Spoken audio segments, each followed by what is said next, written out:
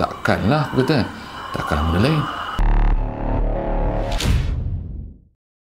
Assalamualaikum warahmatullahi wabarakatuh dan salam sejahtera. Selamat kembali, selamat datang ke channel Tasnim Halil Studio, yang mana semestinya di channel ini aku berkongsi pengalaman mistik, pengalaman seram, kisah benar yang berlaku pada diri aku, dan mungkin di masa-masa akan datang aku akan kongsikan pengalaman mistik daripada kisah orang-orang yang lain. Dan seperti biasa, kalau yang belum subscribe, jangan lupa subscribe channel ni dan tekan butang loceng. Kalau korang suka dengan video-video yang aku kongsikan, tolong like, komen dan share. Semestinya kalau korang share, ramai lagi yang akan dapat menonton dan mengikuti kisah-kisah yang boleh merinding dan meremangkan bulu roma korang semua. Okey, so hari ini cerita apa yang aku nak kongsikan. Okey, seperti video yang lepas aku dah cerita macam mana aku membantu seorang budak perempuan yang kerasukan. So kali ini aku kembali balik seperti biasa bercerita tentang pengalaman seram, gangguan yang berlaku pada aku. Okey, kejadian ni berlaku masa tu aku sedang belajar di sebuah kolej di Kuala Lumpur. Seperti mana yang aku pernah cerita sebelum ni, aku memang menyambung pelajaran ke sebuah kolej di Kampung Pandan. Kolej ni tak besar sangat, kecil saja. Jadi bangunan asrama, aspura ada satu bangunan sahaja, dan aspuri pun ada satu bangunan sahaja. Orang muda macam aku biasanya akan tidur lewat. Aku akan pergi ke bilik kawan-kawan, lepak, main gitar, kadang-kadang layan movie dekat laptop ataupun di PC kawan-kawan yang ada. Kemudian kebetulan malam kejadian tu aku duduk lepak dekat bilik member aku di tingkat 2, bilik aku di tingkat 4. Malam tu aku main daun teruk, tapi bukan main judi, main kosong saja, main Chong Tai Ti. Masa tu memang popular lah Chong Tai Ti. Jadi kalau budak-budak kawan-kawan aku yang sama-sama belajar di kolej tu mungkin dia ingat lah. Kejadian tu berlaku pada pukul lebih kurang hampir pukul 3 pagi. Masa tu aku main, seronok main, kawan-kawan semua tak sedar. Waktu berjalan begitu pantas. Kemudian aku duduk relax, kemudian aku terpandang jam. Aku tengok, dekat pukul 3 ni kan. Aku baru teringat besok pagi aku ada kelas pukul 8.30. Kemudian kata, okey geng, tak apalah, aku nak kena gerak dulu lah, besok aku ada kelas pagi.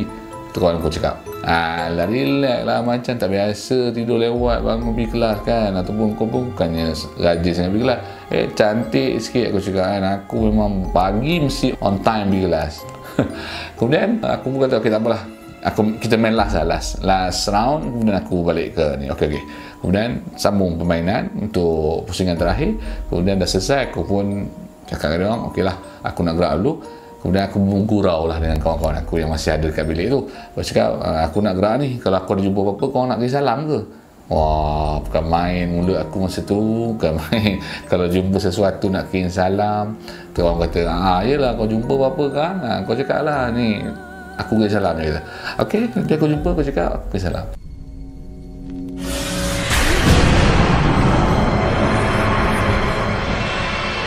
Kemudian aku pun keluar daripada bilik kawan aku tu dan tutup pintu. Malam tu lain daripada malam yang sebelum ni. Selalunya walaupun dah lewat pagi ataupun dah 3 ke 4 pagi, kadang-kadang aku masih dengar lagi bunyi kawan-kawan ataupun pelajar-pelajar lain yang bilik-bilik yang lain bersembang, ataupun ada yang main gitar di ujung koridor. Cuma malam tu, pagi tu, sunyi sepi. Aku tak dengar bunyi apa-apa pun. Tak ada bunyi orang main gitar, tak ada bunyi budak bersembang, kecuali bilik yang aku keluar tadi lah. Kemudian kata, tak apalah, mungkinlah budak-budak tidur awal kan, mungkin ramai yang dah bertaubat. Ingat mati, ingat sakit. Nak tidur awal, besok nak pergi kelas. Dan aku pun teruskan perjalanan daripada bilik kawan aku yang berada di hujung juga, hujung blok. Aku pun berjalan di koridor blok tu sampai menuju ke lift di hujung blok. Kemudian di hadapan lift, seberang lift tu ada satu bilik kosong ataupun satu ruang kosong tempat pelajar-pelajar sidai baju. Juga bilik ampaian lah, tempat budak-budak asrama sidai baju kat situ. Betul-betul bertentangan dengan lift. Dekat tingkat memang sama lah. Okay, kemudian aku sampai dan aku pun pergi dah dekat lift dan tekan butang lift. Terdengarlah bunyi lift bergerak. Pagi kan sunyi, so bunyi apa pun akan bunyi dengan jelas. Sementara menunggu lift turun daripada tingkat 6 pada silap aku, dia turun, bukan bunyi lift naik, lift turun sampai ke tingkat 2. Bila lift sampai, lift membuka. kosong, tak ada sesiapa. Okey, aku pun melangkah masuk, dan bila aku masuk, aku memandang ke arah dinding dalam lift. Belakang lah, aku tak menghadap ke pintu lift, aku menghadap ke belakang sebab situ banyak ada macam student tampal iklan. Jadi aku pun balik-balik lah iklan yang ada di situ, dan aku baca lah sedikit. Kemudian sementara menunggu lift kan, dia kadang lambat sikit nak tutup balik, dia tunggu lebih kurang beberapa saat baru dia tutup. Kemudian lift pun mula nak tutup. Tiba-tiba aku dengar di luar pintu lift, aku dengar macam ada suara memanggil nama aku. Yup, yup.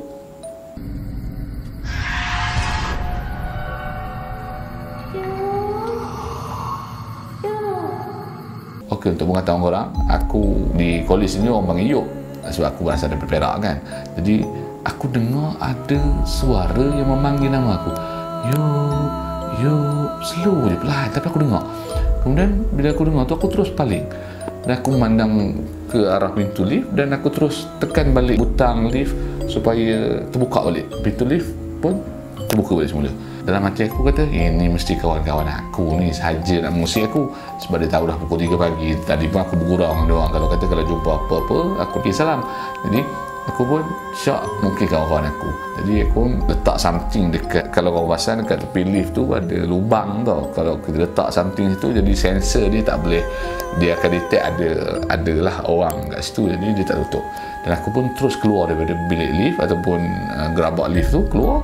Terus aku tengok dekat koridor sama ada tak kawan aku menyorok ataupun bersembunyi di sebalik pintu ataupun di belah tepi lah. Aku tengok tak ada kawan aku. Tengok belah sini memang tak ada lah, sebab sebelah sini dah tepi bangunan kan. Kemudian mungkin je kawan aku sembunyi dekat dalam bilik ampayan ni, sebab bilik ampayan tu gelap kan. So aku pun dengan beraninya aku pergi terus ke bilik ampayan.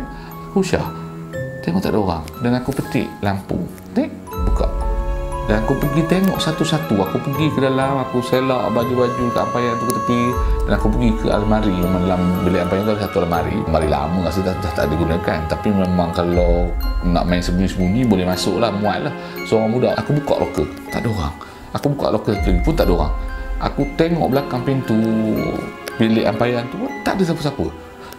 Betul kata, sudah, takkanlah kawan aku kalau dipanggil dia laju sangat dia lari kan, ataupun kalau dia lari mestilah aku dengar bunyi dia lari. Aku dah mula terfikir, takkanlah, aku kata, takkanlah benda lain. Hati aku dah tak sedap, aku dah start rasa lain. Kemudian bulu roma aku telah mula meremang. So, tak apalah, aku pun pergi tutup balik lampu tu, dan aku keluar daripada bilik ampayan. Aku terus pergi ke pintu lift, aku cabut potong rokok. Aku sebenarnya potong rokok aku sedik dekat lubang sensor lift tu, aku buang. Kemudian aku biarkan lift tu tutup, dan aku menghadap pintu lift, dan lift tu tutup tanpa ada apa-apa bunyi. Okay, kemudian lift pun naiklah, naik ke tingkat 4. Bila lift sampai, ting, lift buka. Tak ada apa-apa. Aku rasa okey, tak ada apa ni. Aku pun melangkah keluar. Bila aku melangkah keluar, sementara pintu lift tu nak tutup, dia kan ada masa sikit, jadi aku jalan perlahan tu. Aku dengar lah bunyi pintu lift nak tutup balik. Tiba-tiba aku dengar daripada dalam lift suara memanggil nama aku sekali lagi. Yup, yup. Allahu Akbar, aku kata. Aku berpaling terus tengok, memang tak ada siapa-siapa dalam lift, dan memang semestinya tak ada siapa-siapa lah, sebab aku seorang ni tadi kan. Kemudian lift tu terus tutup. Aku punya darah berderau masa tu, tak tahu nak cakap apa. Aku terus berjalan laju-laju terus menuju ke bilik aku. Kebetulan bilik aku memang berada di hujung juga. Di bilik aku sebelah dengan tandas. Bilik 404 kalau silap aku, bilik aku masa tu.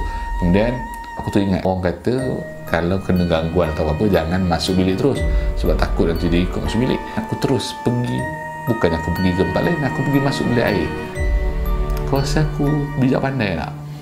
Aku masuk bilik air, dan di bilik air dekat bahagian sinki tu, cerminnya tu dia besar punya cermin. Memang kalau kau tengok memang kau boleh nampak lah tandas seluruhnya di belakang. Kemudian aku pun pergi ke sinki, aku buat berani. Aku memang itulah aku, Tasnim Halil memang seorang yang suka buat berani, walaupun dia sebenarnya bukanlah berani sangat, penakut. Dan aku pergi ke sinki, buka pipe, aku ambil air, aku buka sepet mata aku, tapi aku basuh muka. Lepas tu aku tengok cermin, aku cakap kalaulah ada sesuatu yang muncul di cermin belakang ni, apalah aku nak buat.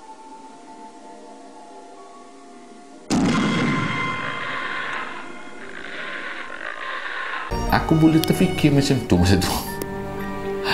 Aku tak tahu kenapa aku fikir macam tu. Jadi alhamdulillah tak jadi macam tu lah.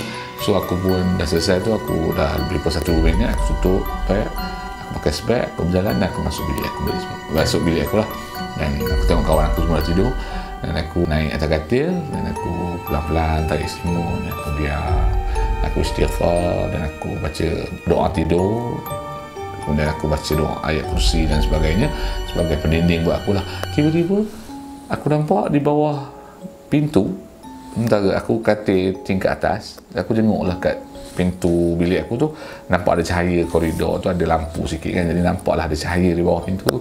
Bilik aku tutup lampu, jadi antara aku nak pejam mata, aku intai lah kan.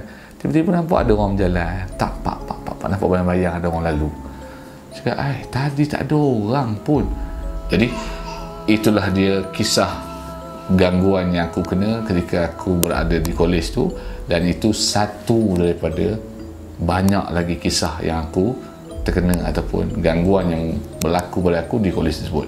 Okay, so kalau korang nak dengar lagi cerita yang macam ni di kolej, di kampung dan di banyak lagi tempat yang aku kena, jangan lupa subscribe. Bagi yang belum subscribe, tolong like, komen dan share pada video ni dan video-video yang aku dah upload sebelum ni, supaya ramai lagi yang boleh tengok dan boleh tonton. Tolong recommend pada semua kawan-kawan dan siapa saja yang mengenali, supaya mereka juga boleh merasai keseraman kisah-kisah pengalaman sebenar daripada aku. So, itu saja untuk hari ini. Terima kasih kerana menonton. Jumpa lagi. Assalamualaikum. Bye-bye.